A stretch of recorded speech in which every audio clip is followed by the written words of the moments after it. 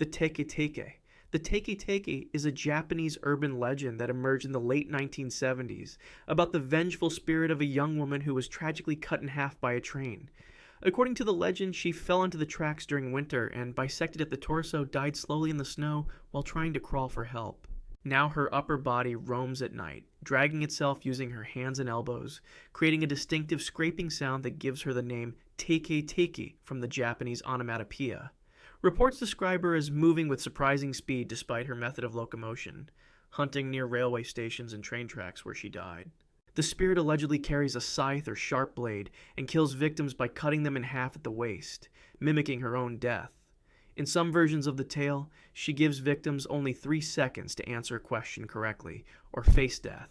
The legend spread rapidly through Japanese schools during the 1980s, becoming a popular, scary story among children.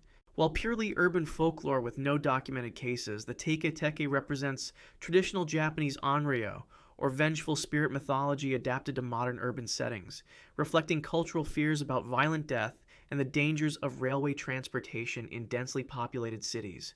The Dobhar Chew.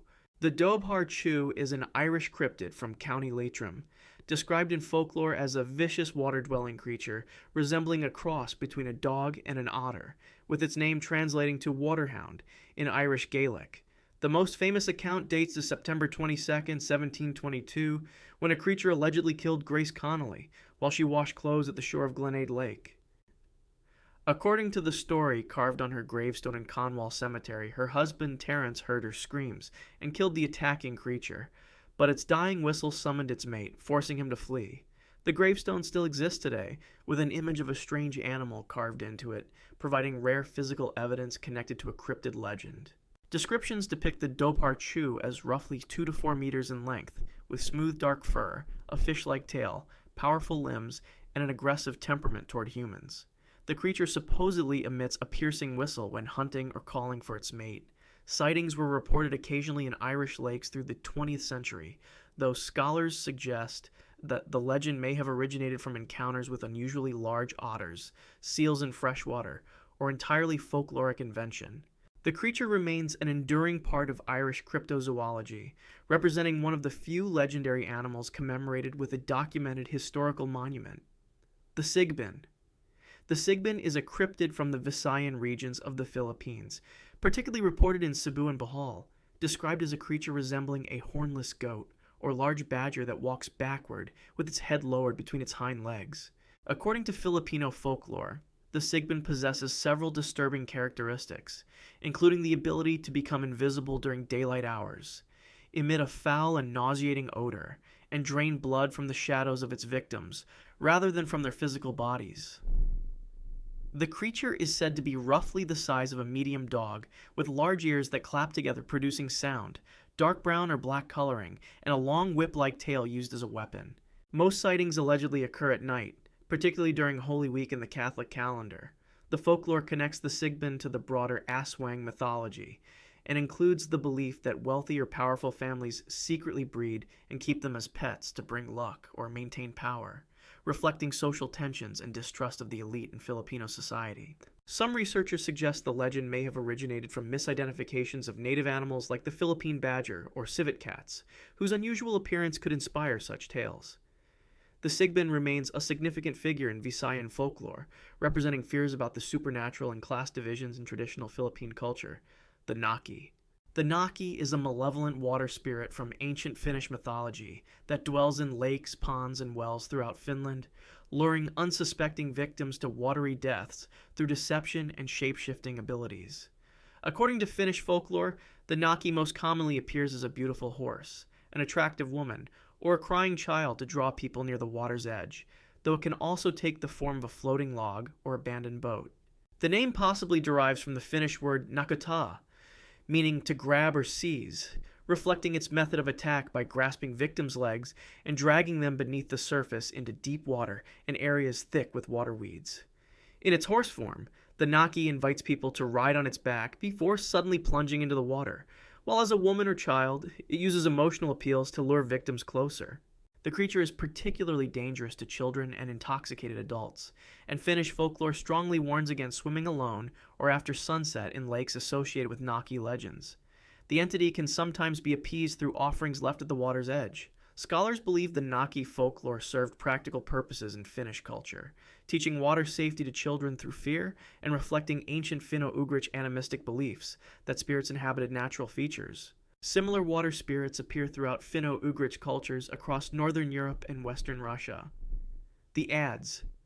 The Adze is a vampiric entity from the folklore of the Yu people of Togo and Ghana in West Africa, notable for its ability to shapeshift between a glowing firefly or bioluminescent beetle at night in human form after feeding on blood. According to tradition, the Adze primarily targets young children and infants, passing through walls and mosquito nets in its insect form to drain their blood while they sleep, making it nearly impossible to protect against using conventional barriers. The creature's name and characteristics vary slightly across the region, but the core attributes remain consistent in Yu oral tradition. If hunters manage to capture the Adze in its insect form, it transforms into a human, and if this captured human escapes, they become an Adze permanently, according to the folklore. Some versions describe the creature as also consuming coconut water and palm wine in addition to blood. The Adze mythology likely developed as an explanation for infant mortality and childhood diseases, particularly malaria and other mosquito-borne illnesses that cause mysterious deaths before modern medicine. The belief in Adze has historically been connected to witchcraft accusations in West African communities, though such persecution contexts require sensitive understanding. The creature represents how folklore often encodes real environmental dangers, in this case the genuine threat of disease-carrying insects, within supernatural frameworks that made sense in pre-scientific understanding of illness transmission. The Pombero.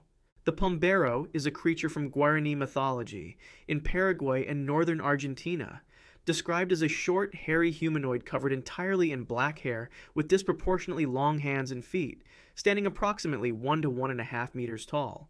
According to Guarani tradition, the Pombero is a trickster forest spirit that can become invisible, squeeze through impossibly small spaces, and perfectly mimic human voices and animal sounds to confuse or frighten people. The creature is most active during siesta hours at midday and throughout the night, moving silently through the forest despite its large feet, and folklore warns that it punishes those who fail to observe siesta or break unspoken forest rules. The Pombero is known for stealing chickens, food, and shiny objects from rural homes, and folklore attributes unexplained pregnancies in women who sleep alone to the creature, serving as a social explanation for out-of-wedlock births in traditional communities. Rural residents in Paraguay and Argentina still leave offerings of tobacco, honey, or alcohol to appease the Pombero and prevent mischief or violence. The creature reportedly twists the necks of chickens or breaks the legs of livestock as punishment for disrespect.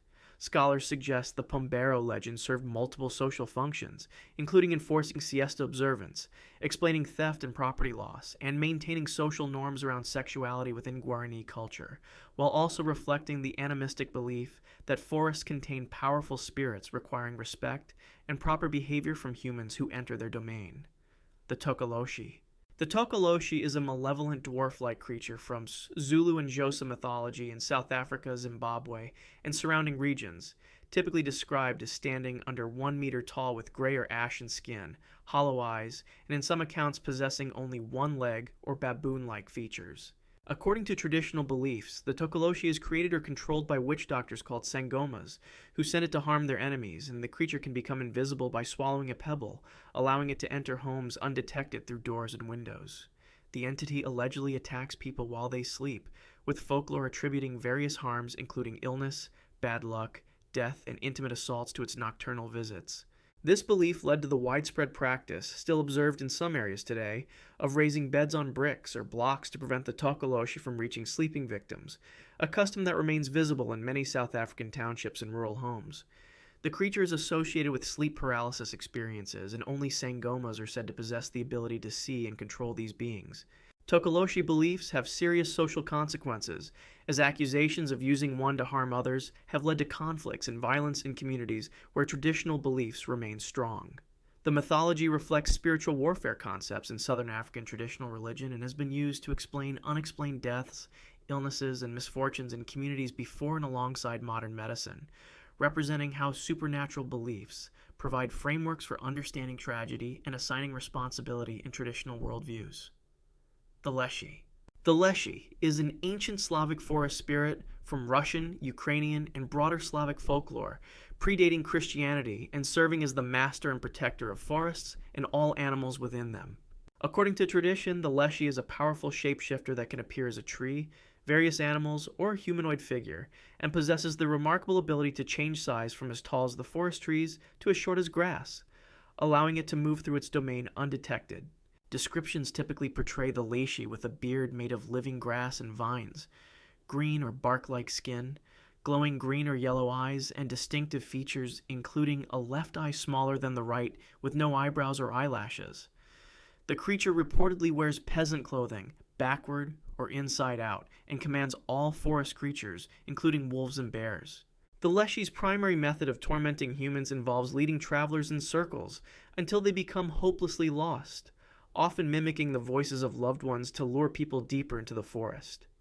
According to folklore, the Leshy is most active during autumn and hibernates throughout winter, and it can sometimes be appeased by leaving offerings at the forest edge.